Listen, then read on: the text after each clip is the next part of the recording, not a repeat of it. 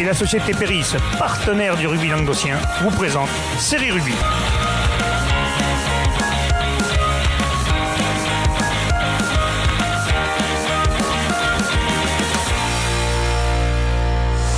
Bonjour et bienvenue sur Série Rugby, votre émission sur le rugby régional de la Régionale 3 à la Fédérale 1. Aujourd'hui c'est jeudi et le jeudi c'est le MAG avec nos invités et ce soir nous recevons le stade Montpelliérain avec le président et le vice-président. Salut Cédric. Salut. Et salut Eric. Salut. En tout cas merci beaucoup à vous d'être venus, de répondre à notre invitation pour nous présenter votre jeune équipe. Merci pour l'invite. Avec plaisir. Donc Cédric, une équipe qui jouait l'an dernier donc en 3e, 4e série, cette année c'est Régional 3 et une équipe jeune, ça fait 2 ans et demi. Oui, à peu près 2 ans et demi, on a été un peu pris de court par le Covid, un peu comme tout le monde, donc on est juste démarré. Mais voilà, on entame notre 2e vraie saison, on va dire. Ouais, deuxième club amateur à Montpellier. C'est vrai qu'on en parlait en off, c'est même bizarre qu'il n'y ait que 2 clubs pour 300 et quelques mille habitants. Mais du coup, là, vous avez bâti, vous êtes en train de bâtir. En train de bâtir.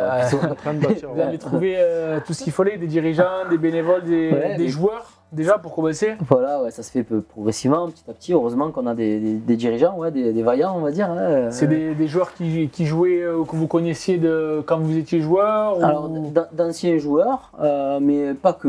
Des dirigeants qui a aussi. Des gens qui ont découvert le club et qui se sont pris dans qui sont le jeu. Un peu amoureux de ça et qui sont aussi attirés par la nouvelle aventure parce que c'est une aventure humaine. C'est sûr. Là, c'est en plus maintenant, en plus avec cette réforme des niveaux, il y a pas mal il y a des choses à faire. En plus, Eric, tu me disais que vous avez une 80aine de licenciés. C'est pour un club de 2 ans et demi, c'est pas mal quand même. Et toutes les semaines, il y a un gars qui arrive, qui est avec un sac, qui dit je cherche un club et jusqu'à fin décembre, c'est impressionnant le potentiel que Montpellier, c'est pour ça qu'on en parlait. C'est bizarre qu'il y ait que des clubs. Mais tant mieux justement si vous arrivez à recevoir des joueurs comme ça, parce que vous faites pour l'instant un super début de saison. On est à la 7e journée, vous avez un match en retard, vous n'avez pas perdu pour l'instant. Non. Vous êtes juste derrière Van Dargue, qui est le club le plus ancré. Et en plus, vous les recevez dimanche. Donc, on joue chez eux. Ça va être vous y allez, pardon. Ouais. Difficile, ça va être un bon test. On y va, oui, ce sera un très bon test. Vous avez même créé cette année une équipe réserve. Alors là, pour une équipe de 2 ans, c'est quand même chapeau. Oui, c'était pas tout à fait prévu. Bon, on a quand même, l'an dernier, vu qu'on est novice, on a vu un peu la difficulté de recrutement, donc on s'y est pris assez tôt.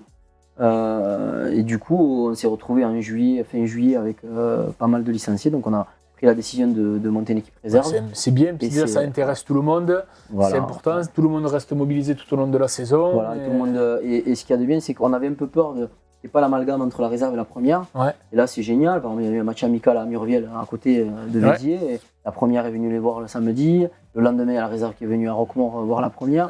Il y a tout ça. Et puis, en plus, ça fait monter aussi soit des gens qui reviennent de blessures, ou soit des jeunes qui reviennent. Et puis, même pour la cohésion et la vie du groupe et du club, ça peut même attirer de nouveaux bénévoles, de nouveaux dirigeants. Exactement. D'ailleurs, on lance un appel à tous les bénévoles qui veulent les équipes qui passent par là. Parce que c'est quand même pas mal de boulot. Bien sûr. Là, comment vous êtes organisé à Montpellier? Donc, vous jouez à Sabaté, on en parlait. Alors, on est, comme je te disais tout à l'heure, on est les derniers arrivés, donc dernier service, ce qui est normal. Mais on essaie d'organiser notre. Moi, en début de saison, je regarde un peu les calendriers des uns et des autres. C'est le 13 qui prend le terrain et les féminines, c'est ça? Voilà, beaucoup les féminines, le 13, et on a aussi le foot américain qui fait des matchs. Donc c'est vrai qu'à Montpellier, et bizarrement, c'est vrai qu'à Montpellier, il n'y a pas beaucoup de terrains de rugby. Il y a beaucoup de terrains de foot, mais les terrains de rugby, il n'y en a pas des masses. C'est le sujet en ce moment, la discussion. Chaque quartier a un terrain de foot, c'est vrai que le rugby.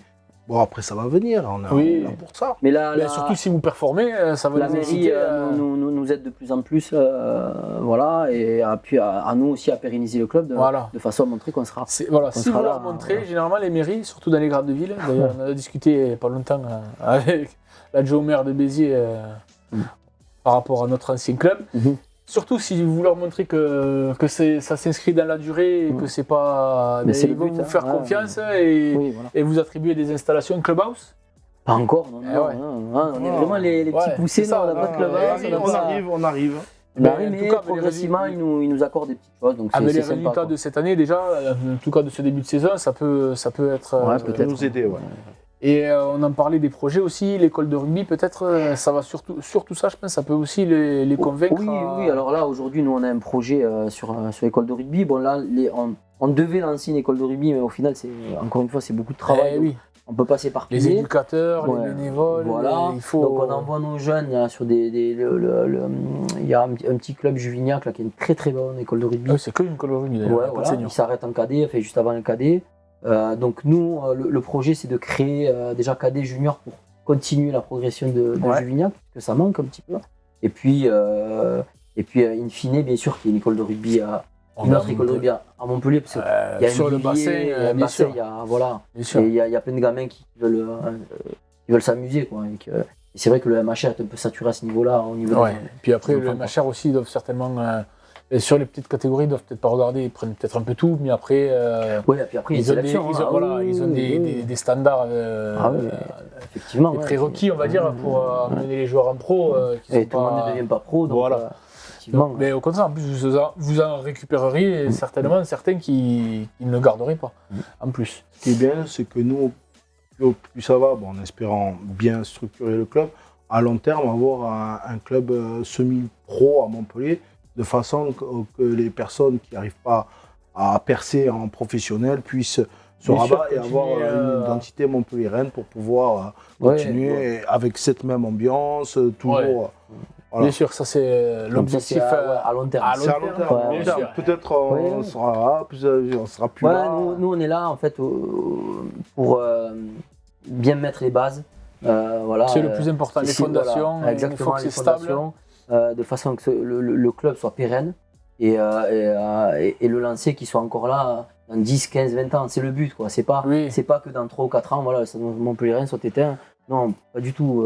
Parce qu'il y a de la place pour ce rugby amateur, et c'est pas parce qu'on est en ville qu'on ne connaît pas ce rugby amateur des villages, parce que nous on est originaires des Hauts-Cantons, donc il y en a plein de gens au club qui viennent de petits villages aussi, et on veut montrer aussi que dans une ville on peut avoir cet esprit rugby. Bien sûr. Parce que nous on est un peu considéré un peu comme la ville, alors c'est pas trop le cas, quoi.